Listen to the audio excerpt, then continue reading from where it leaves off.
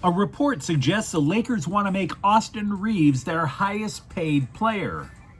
Clayton Kershaw tips his cap for the final time tonight in the World Baseball Classic.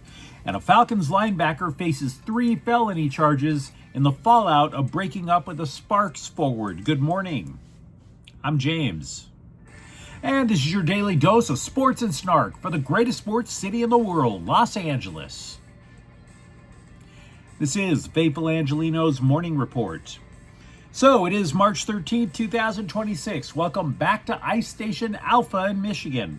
We have a lot of Lakers news to discuss today. So if you like being in the know about LA sports, clickety-clack the like button. Clickety-clack the subscribe button. There's a notification bell. Hit that. It'll let you know when we drop an update. Sharing is caring. Let people know we exist. By all means, comment. Now, before we go through the news and notes, a quick look at the scoreboard. Lakers 142, Chicago 130. Luka Doncic scores 51 points. UCLA advances in the Big Ten tournament with a 72-59 victory over Rutgers. Tyler Bilodeau scored 21 points. Meanwhile, today, UCLA is going to advance to play Michigan State at 6 o'clock tonight in the Big Ten tournament quarterfinals. And the Kings are at the New York Islanders at 4. So, with that out of the way, let's get to the news.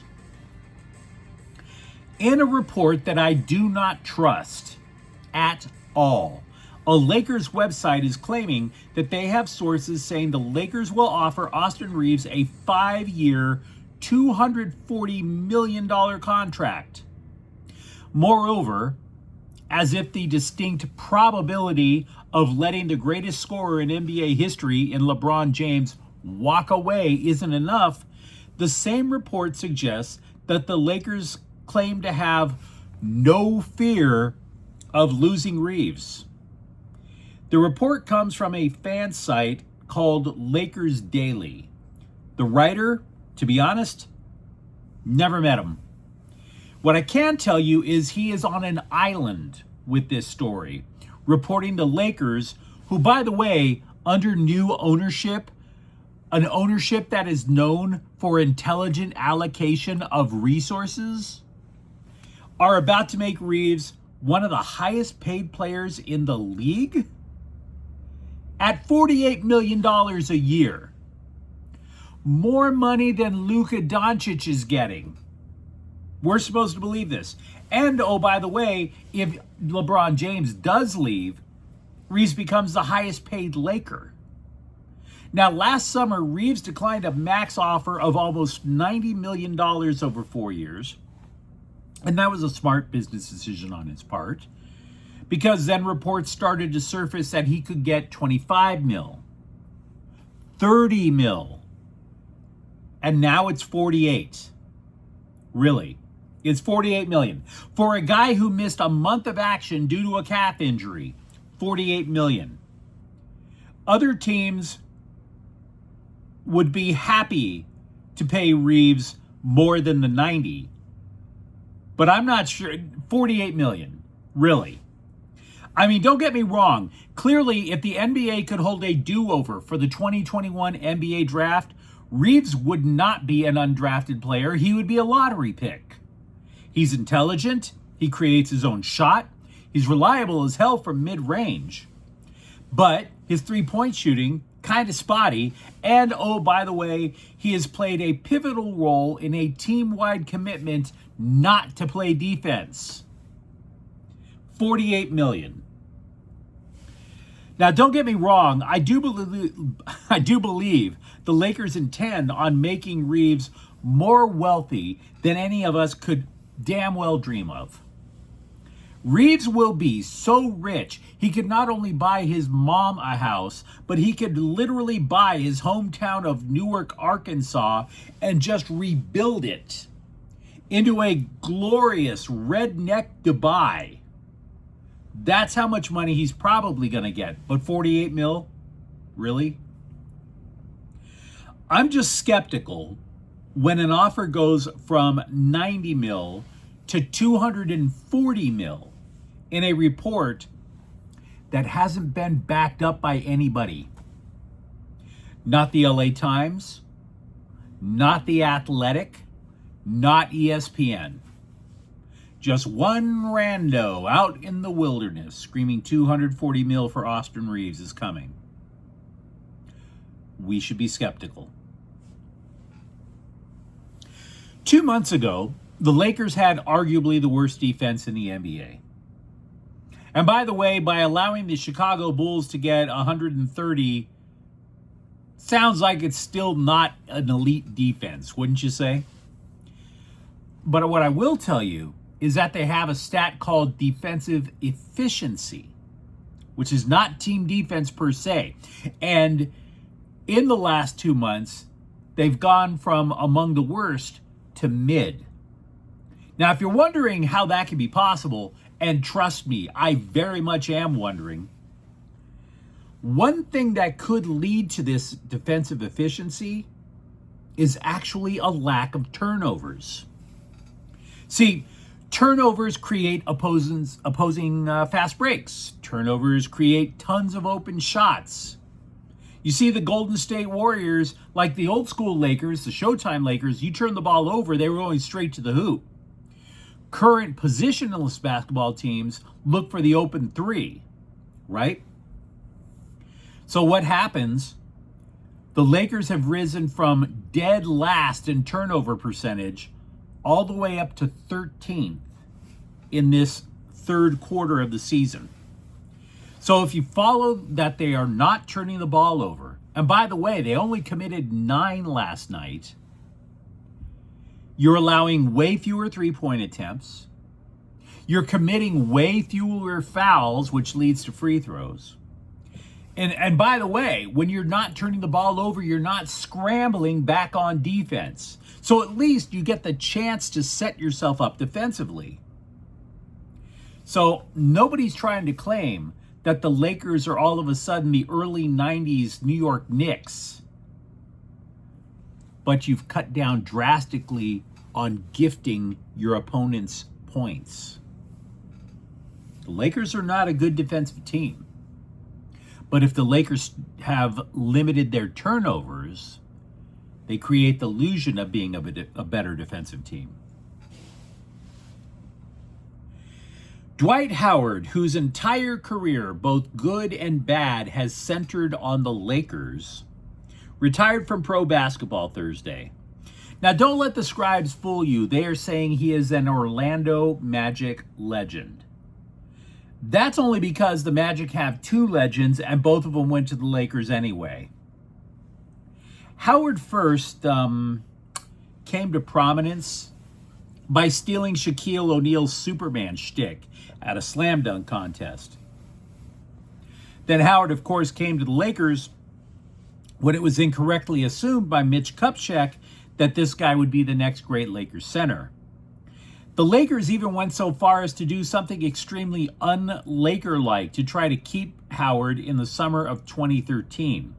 See, Jim Buss, who guided the franchise in a decade of unparalleled stupidity after his father died, put up billboards all across LA begging for Dwight Howard to stay. Hashtag stay D12, which is the first big clue that social media is not helpful because the dude left for Houston. And oh, by the way, that's when we started to learn who the real Dwight Howard is. A poor man's Eldon Campbell.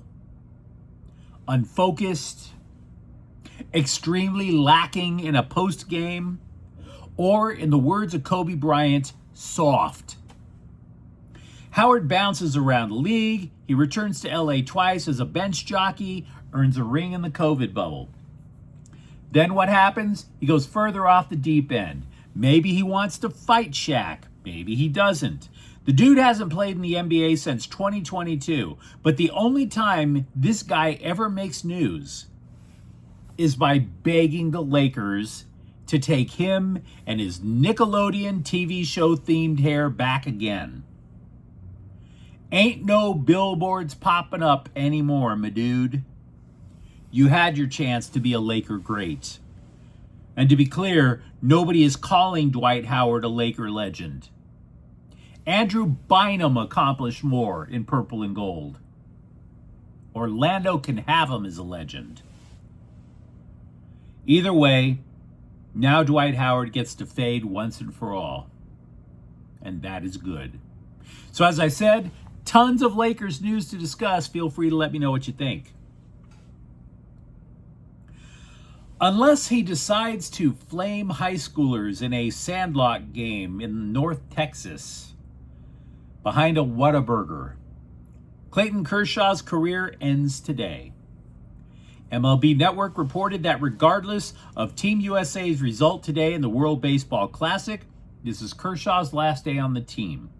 The Dodgers legend hasn't even pitched for the Americans in this tournament. The reason he was added, he is an emergency fill-in. Say the game is a blowout and they want to keep another arm healthy, put in Kersh. Let him eat up a few innings. Now that we're in the quarterfinals, the Americans have no need for that. USA Today is reporting that Kershaw will be replaced by Joe Ryan of the Twins. Sparks forward Rickea Jackson has filed for a protective order against her former main squeeze, Falcons linebacker James Pierce. The court has granted her initial request, which means Dude can't come within 500 feet of her. Dude was also charged yesterday with 3 felonies and a misdemeanor down in Florida, stemming from an alleged stalking case that came to a head in February. And I'm not going to say that I know what happened, but here is an unsolicited life hack. It sure helps in life if you can take no for an answer. Just saying. Not saying he's guilty. Just take no for an answer. We have talked a ton about what the scribes think of NFL free agency moves. That's for damn sure.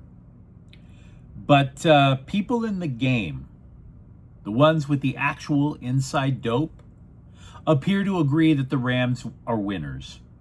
An NFL executive told Fox Sports, quote, "How can you not admire them for going for it? They know that with a 38-year-old quarterback, this is their last shot, maybe for a couple of years. So screw the future. Go for it now. If they win the Super Bowl, no one will care if they have to suffer for a couple of years," unquote. Now, to be clear, I don't think this is their last year. I think they have a contingency plan on Stafford's heir apparent. I've been guessing at it. I don't know what it is. I damn sure could be wrong, but that's my thought. The Rams also added a linebacker in free agency, Grant Stewart of Detroit. Let's be real, he's a special teamer. Meanwhile, with the Chargers, ESPN reported yesterday linebacker Denzel Perryman is returning for a year. He's been quite solid for him, but he's also 33. So just like Khalil Mack, a year at a time seems prudent. We mentioned earlier that an NFL exec applauded the Rams offseason. If you are looking for a silver lining in an otherwise awkward, turbulent Chargers offseason, an agent told FoxSports.com that losing rusher Odafe Oweh to losing him to Washington is not that big a deal when you consider what he signed for to join the Commanders. Quote, "There's a reason Baltimore traded him to the Chargers last season. Moreover, I'm not sure that his 1 year of production in Los Angeles equates to $25 million a year," unquote. This, of course, is correct. Oweh benefited from double teams that went to Khalil Mack. The Commanders paid Oweh as if he is already Khalil Mack incarnate. 3 games is definitely not a definitive sample size, but to his credit, Darius Garland is fitting in nicely with the Clippers. The guard was acquired in the James Harden deal with Cleveland because LA wanted a guard who could run the pick and roll and also score. And he's been doing it. Started 3 games, averaged more than 21 points per game, and the Clippers have won all 3. Problem is, do we know if his feet are still going to work by tip-off of the next game? Just asking. But you let me know what you think in the comments thread. Talk to me about what you think Austin Reaves actually is worth. And for that matter, are you going to tune into the World Baseball Classic just to see if Kershaw does take the bump one more time? And if you enjoyed this update, don't forget to subscribe to Faithful Angelenos. We're talking LA sports every single day. Thank you for watching. I'm James, and we'll be back tomorrow. Faithful Angelenos is a Keon Cortel Queso production. Take care.